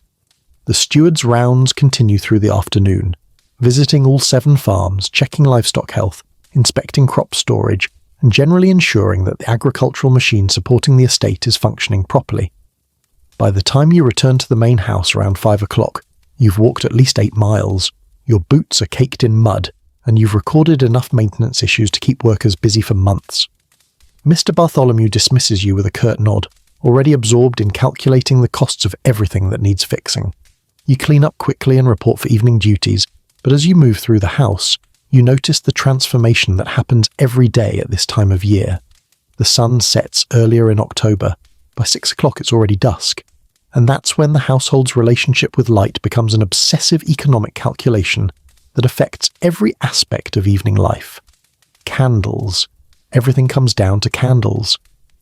Here's your mainstream historical fact. A large country estate in the 18th century could consume hundreds of pounds of candles annually, representing a significant household expense.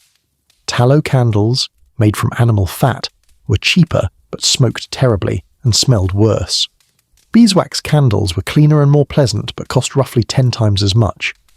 The allocation of candle types by room and by social rank was a matter of household policy that Mrs. Ashworth enforced with religious fervour.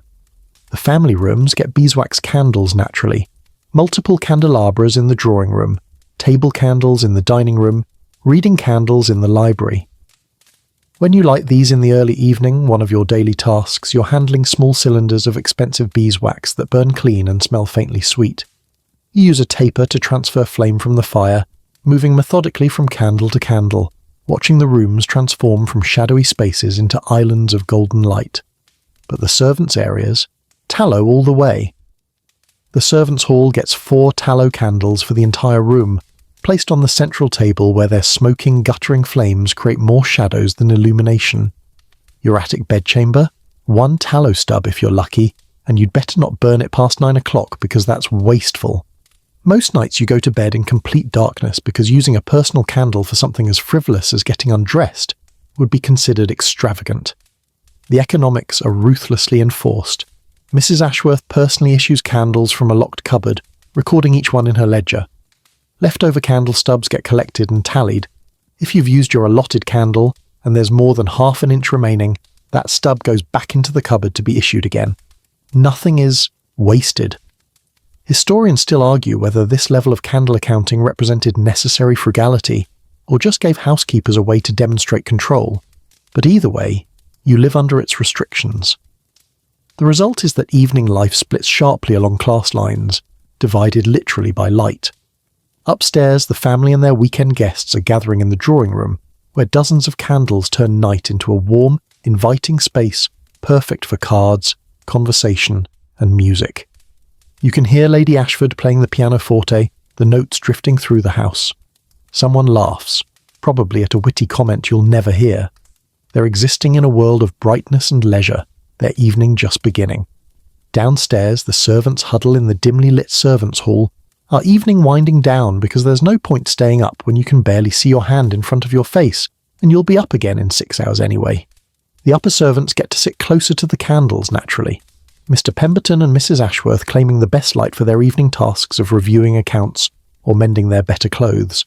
The rest of you cluster in the shadows, talking in low voices to save energy, or simply sitting in companionable silence because even conversation seems like too much effort after a 14-hour workday. Here's your quirky detail. Some servants developed such acute night vision from working in dim conditions that they could navigate the house in near total darkness, leading to rumours in some estates about servants who could see in the dark like cats. This was less supernatural ability and more adaptation to working conditions that would horrify modern labour standards. The evening routine continues in semi-darkness. If the family wants something, and they always want something, a bell rings and someone has to leave the relative comfort of the servants' hall to navigate dark corridors and staircases to attend to whatever need has arisen. More wine, typically, or a book from the library, or a shawl because someone's cold. Each request means fumbling through darkness because you can't take the servants' hall candles with you. Those are communal resources, and you're not important enough to merit your own light source. You watch the clock on the servants' hall mantelpiece, its face barely visible in the gloom, counting down to 9 o'clock when you can legitimately escape to bed. The conversation around you is desultory. Thomas complaining about his feet, Sarah wondering aloud if she'll ever stop smelling like laundry soap, someone else sharing gossip about a housemaid at a neighbouring estate who ran off with a travelling musician. The upper servants are playing cards at their end of the table, their game periodically interrupted by the need to trim candle wicks or adjust the candles to prevent wax from dripping on the table. Mr. Pemberton is winning, as he usually does, less because of skill and more because the other players know better than to beat the butler at cards. 9 o'clock finally arrives, and you stand with relief. Good night, you murmur to no one in particular, and head for the stairs. The route to your attic room is now completely dark. The corridor candles were extinguished hours ago to save money, and you navigate by memory and touch, one hand on the wall, counting doorways to know when you've reached the staircase. Your attic room is a small rectangular space under the eaves shared with Sarah, that measures maybe 10 feet by 12. The ceiling slopes dramatically on both sides, meaning you can only stand upright in the centre strip, and even then you need to watch for the exposed beam that's caught your head more times than you care to count. 2 narrow beds line the walls, each with a straw mattress that's been flattened by months of use into something barely thicker than a blanket. A small washstand between the beds holds a chipped basin and a ewer that's perpetually empty, because hauling water up 3 flights of stairs for your own use feels impossibly luxurious when you spend all day hauling water for other people. You undress quickly in the dark. You've done this enough times that you don't need light, hanging your work dress on the single peg driven into the wall and pulling on your night shift. The room is freezing. Your breath makes clouds, and when you climb into bed, the sheets feel like ice against your skin. The estate doesn't believe in heating servants' quarters. Fires are for public rooms and family bedrooms, not for people who should be asleep anyway, and therefore too unconscious to notice the cold. You burrow under your single thin blanket and the coverlet you fashioned from an old cloak that was headed for the rag pile, curling into a ball to conserve warmth. Sarah is already in her bed, making the small whimpering sounds that suggest she's either already asleep or very close. The straw in your mattress rustles with every movement, and you can feel individual stalks poking through the ticking, creating pressure points that will become uncomfortably familiar over the next 6 hours. Here's your mainstream historical fact. Servants' sleeping arrangements in Georgian estates were notoriously basic, often consisting of shared rooms in attics or basements with minimal furnishings and no heating. The assumption was that servants needed less comfort than the family, an idea that conveniently justified the economic savings of not providing decent accommodation for 50 people. As you lie there waiting for sleep, the house begins to reveal its nighttime personality. During the day, the estate is all purposeful noise, footsteps, voices, the clatter of work being done. But at night, it becomes something else entirely, a living creature with its own sounds and rhythms that have nothing to do with human activity. The house creaks, constantly, the wooden beams contracting as temperatures drop, the floorboards settling, the ancient timbers that have held this structure upright for a century making their slow adjustments to another day's weight. Each creak has its own character. The slow groan from the beam above your bed, the sharp crack from somewhere in the wall, the prolonged squeak from the floorboard near the door. You've learned to distinguish which sounds are normal, just the house being a house, and which might indicate someone moving around, requiring investigation. Tonight the wind has picked up, and you can hear it moving through the eaves, finding every gap in the roof tiles and whistling through like it's playing some discordant instrument. The window rattles in its frame, a rhythmic tapping that's almost musical. Rain starts around 10 o'clock, a light patter at first that gradually builds to a steady drumming on the roof just above your head. At least the roof doesn't leak. You know this from experience, having spent one memorable night with a bucket placed strategically to catch drips. From other attic rooms come the sounds of other servants settling down. You can hear snoring from at least 3 different directions, each person's unconscious breathing creating its own pattern. Someone coughs, someone else shifts in their bed, setting off a cascade of straw rustling. In the room next door, 2 housemaids are whispering. You can't make out words, just the soft sibilance of secret conversation. Here's your quirky detail. Some estates had rules against servants talking after lights out, treating adult workers like boarding school children, and threatening punishment for nighttime socializing. Historians still argue whether this reflected concerns about moral behavior or just gave employers another way to control servants' lives, but the rules existed and were sometimes enforced with bed checks. And then there are the mice. Oh God, the mice. Every attic in England apparently has mice, and yours is no exception. You can hear them scurrying in the walls, tiny feet pattering across spaces you can't see, occasionally stopping to gnaw on something. You've made peace with the mice. They're persistent, impossible to eliminate, and honestly probably suffering from the cold as much as you are.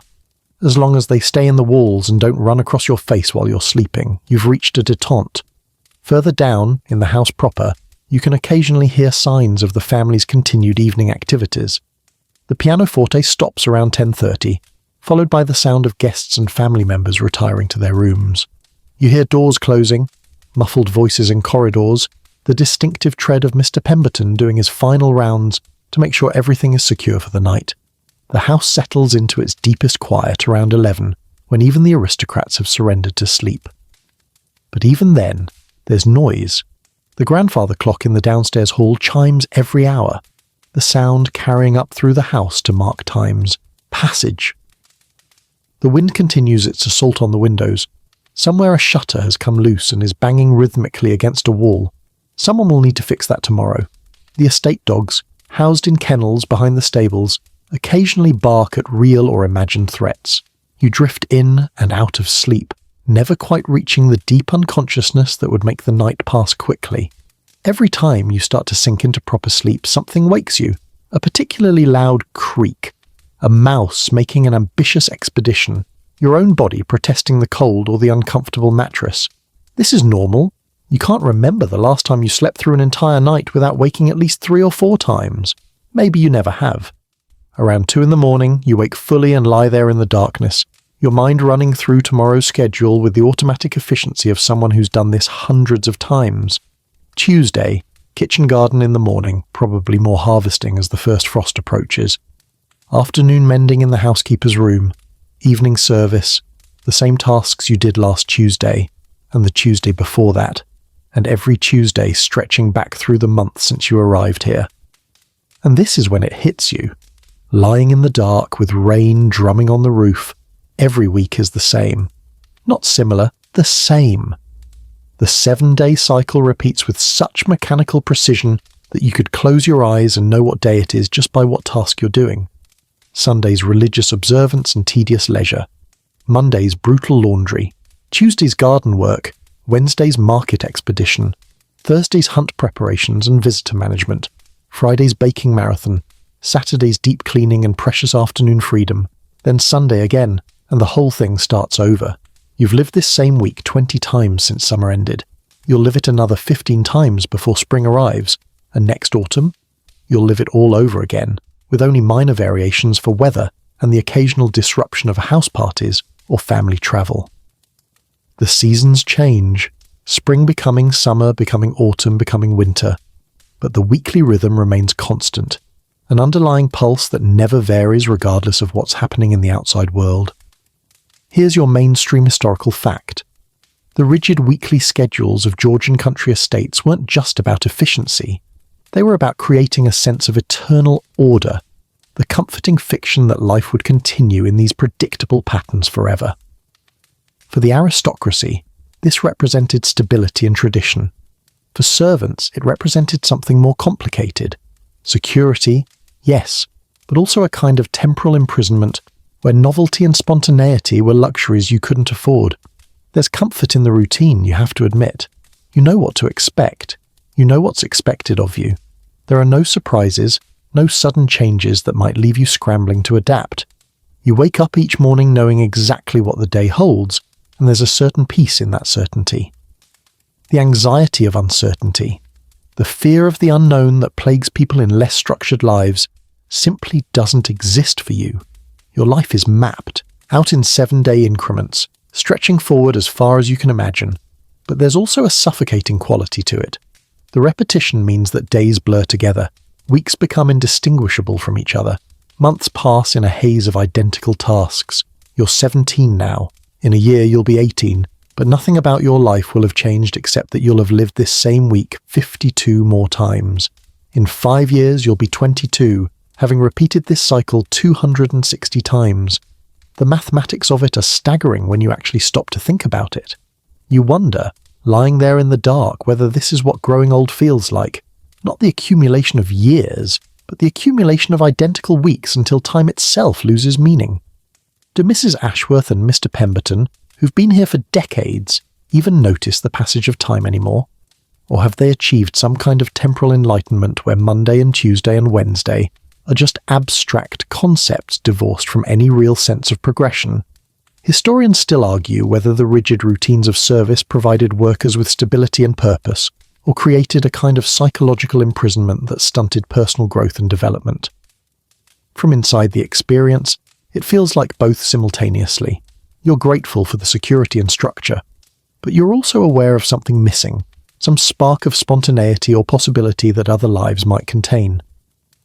The rain continues its steady percussion on the roof.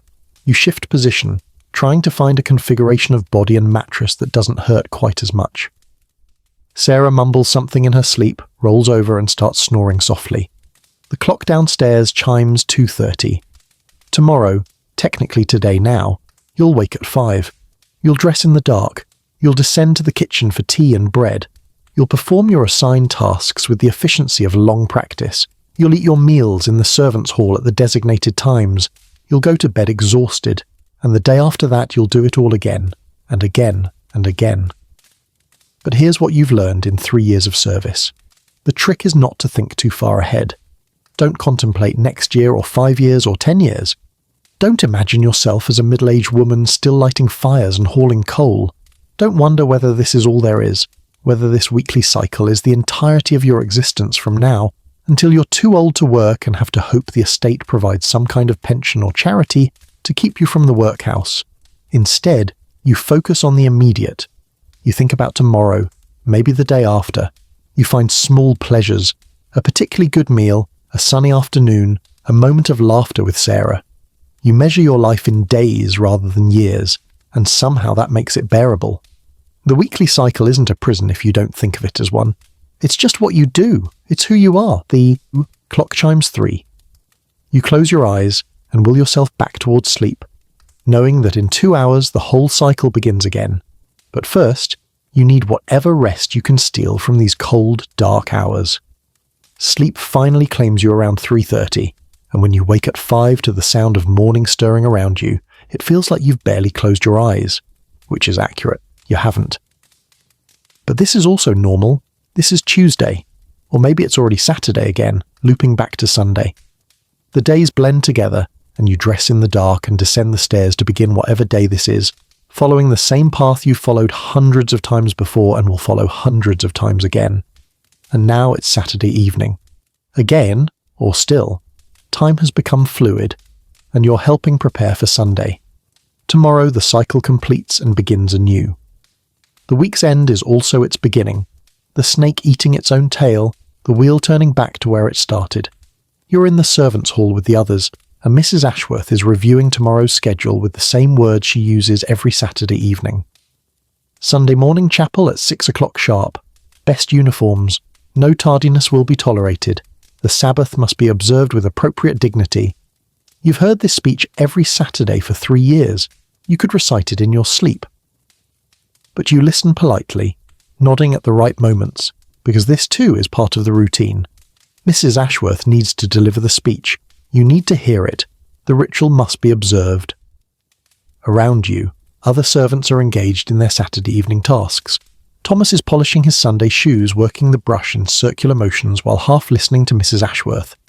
Sarah is mending a rip in her Sunday dress, her needle flashing in the candlelight. The butler is reviewing the wine cellar book one more time, his finger tracing down columns of numbers that probably haven't changed since yesterday, but that need checking anyway, because checking is what stewards do. Here's your mainstream historical fact. The psychological impact of repetitive routines on servants was rarely documented in Georgian times, but modern historians suggest that the rigid weekly cycles created a kind of temporal stability that, while limiting, also provided a framework of meaning in lives that might otherwise have felt chaotic or purposeless. The routine was oppressive, but it was also, in its way, a form of security. Mrs. Ashworth finishes her speech and dismisses everyone with a reminder to be prompt tomorrow morning. You climb the stairs to your attic room for what feels like the 1,000th time, each step familiar under your feet, each creak in the stairs as recognizable as a friend's voice. Sarah follows behind you, and neither of you speaks because what is there to say? Tomorrow is Sunday, then Monday, then Tuesday. The week rolls on. In your room, you prepare for bed with the same efficiency as always. Dress off, night shift on, into the cold bed, pulling the thin blanket up to your chin. Through the window you can see stars, clear and bright in the October sky. The wind has died down. The rain has stopped. It's going to be a beautiful Sunday, weather-wise at least. Mary, Sarah's voice comes soft through the darkness. Do you ever wonder if we'll still be doing this in 10 years? 20? You consider the question. It's one you've asked yourself countless times but never spoken aloud. I try not to think that far ahead. Right. Good policy. A pause. Good night then. Good night. You close your eyes and wait for sleep, knowing that in a few hours the bells will ring and Sunday will begin again. The end of the week is the beginning of the week. The cycle is complete and continuing simultaneously. You are caught in the wheel of days, turning endlessly, each rotation the same as the last and the next. And maybe, you think as sleep finally approaches, that's not entirely terrible. There are worse things than knowing what tomorrow holds. There are worse things than having a place, a purpose, a pattern to follow. The world outside the estate is chaotic, uncertain, dangerous. Here, within these walls, within this 7-day cycle, you have certainty. You have routine. You have this week, the same week, forever. The thought should be frightening, but in the darkness, in the cold, in the exhaustion of another Saturday completed, it's almost comforting. Tomorrow is Sunday, and you know exactly what that means, and so the week turns over like a page you've read before, and you find yourself once again in Sunday morning's pre-dawn darkness, preparing for chapel, feeling the familiar weight of the routine settling around your shoulders like an old, worn blanket. The bells will ring at 6 o'clock. Mrs. Ashworth will inspect your appearance. You'll file into the chapel and take your place in the hard pews at the back. The rector will deliver a sermon about duty and divine order. The family will occupy the front rows with their cushioned seats and their untroubled expressions. And through it all you'll find a strange peace in knowing exactly what comes next. The afternoon's restrained leisure, the heavy Sunday dinner, the evening service, and then sleep. And then Monday's washing with its heat and steam and endless labour. But that's tomorrow's concern. For now, just the gentle rhythm of Sunday. The softest day of the week despite its strictness, or perhaps because of it. A day when even the house seems to breathe more slowly, when time stretches and softens, when you can almost pretend that this cycle of days is a choice rather than a necessity. And maybe that's enough. Maybe that's all anyone really has. These small moments of peace nestled within the routine, these breaths between the labour, these quiet Sunday mornings when everything is exactly as it should be, as it always has been, as it always will be. And you close your eyes now just for a moment, letting the familiar patterns wash over you like a gentle tide, knowing that tomorrow the wheel turns again. But for now, just this moment, this breath, this perfect stillness at the week's end and beginning, everything in its place, including you, safe within the rhythm, held by the routine, home in the endless turning wheel of days,